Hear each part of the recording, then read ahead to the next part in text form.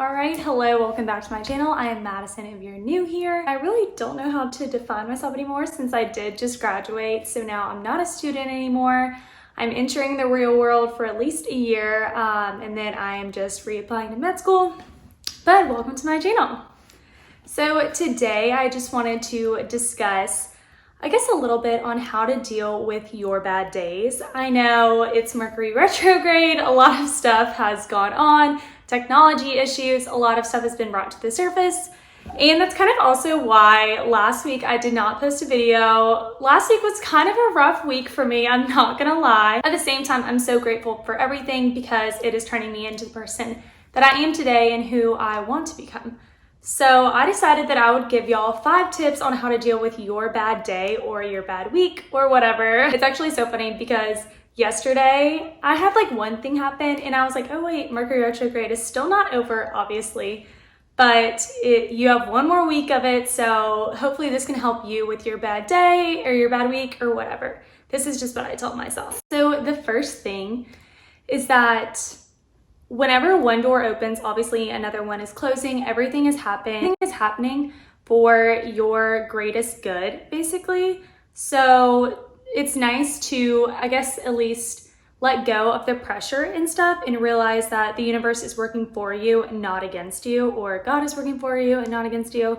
Obviously, if one door closes, it's meant to close and another one is coming and a better one is coming. So it's just super nice, obviously, to be optimistic with change and be willing to accept change. So that's definitely the very first one. The second one, I am so glad. The second one really is nice because those bad days, at least for me, last week was literally insane. But one day I had like 3 things happen to me in a span of like 12 hours. And yeah, so basically it's that your bad day only lasts 24 hours.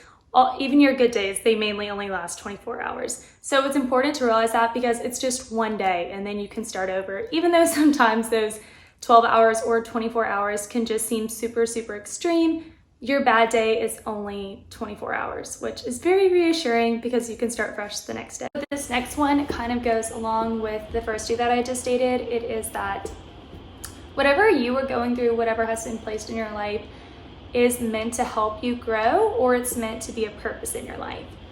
For example, I got some very crazy abnormal lab results, which I will be coming out with a video kind of explaining that. And one thing that really touched base with me is that I don't know anyone that has that has this problem or has this, I don't know, it's not a disease. I guess it's a disease.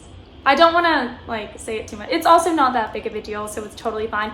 But it just came to my attention that I literally looked on YouTube. There is no one with a story on this happening to them. There is no one kind of going through their experience.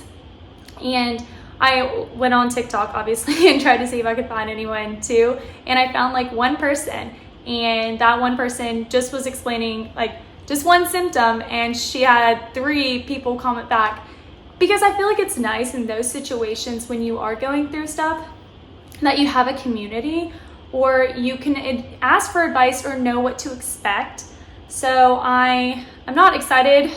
I mean, like, I'm excited to be on this journey, and I'm excited that I can share my experience so that if this happens to someone else, they can be a little bit more reassured than I am, because again, I don't really know, like, I guess I just don't know. I don't even know what I don't know. That's it. But basically, whatever you're going through can be a purpose in your life that you will fulfill, or it is just going to be, it's going to help you grow in the end. So, or also in my case, it's going to help bring awareness to this certain problem.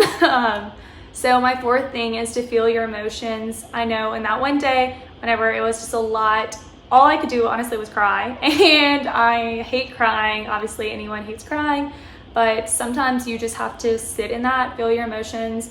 Don't be ashamed to cry. It's just a natural response. And I also think it's crazy that whenever you go through something very emotional, that your body actually perceives it as pain. Like I'll just say like heartbreak is the same pain as like actually going through like physical pain, which is very interesting. So I literally had to take like ibuprofen, of course, but feel your emotions, and just let it be. If you need to cry it all out for one day, go ahead. If you need to go break something, do it in a safe place. You know what I mean? Like, just embrace your emotions because you're feeling those for a reason. And my last tip is your community, or I'm trying to think of the best way to say this, not find your community, but surround yourself with those who will support you. So after my bad day, I went to my friends and I was like, hey, look, been a rough day, let's just hang out so that I can get my mind off of it, so I'm not just alone reflecting and thinking back. Or I know also you can always ask my twin sister. I will call her whenever anything goes wrong. She's heard me cry way more than I'd like to admit, but it's just nice to have someone, or if you have a therapist, someone that you can call and just talk through these things with, or just kind of get your mind off of it. Because I know for me, if I just am alone, I'll just think about it 24/7. So I would much rather go hang out with my friends, get my mind off of it, and then regroup. So those are my 5 tips to, I guess, surviving your bad day, bad week, especially during Mercury retrograde. I hope that these will help y'all as well. Thankfully, this week has gone way better than last week has, and we only have 1 more week of Mercury retrograde. So, but also it's important to think about the positive things that have come out of this as well. I'm excited to be starting my next journey, transitioning from being a student to having an off year and working during that time, and maybe I'll go through I'm studying for the MCAT right now, but some MCAT tips or some potential jobs that you can do as a biology major while you wait to get into med school. But yeah, I hope that y'all are having a great day, but if you're not, hopefully these tips can help you with your bad day. All right, well, thanks, and stay tuned for the next video.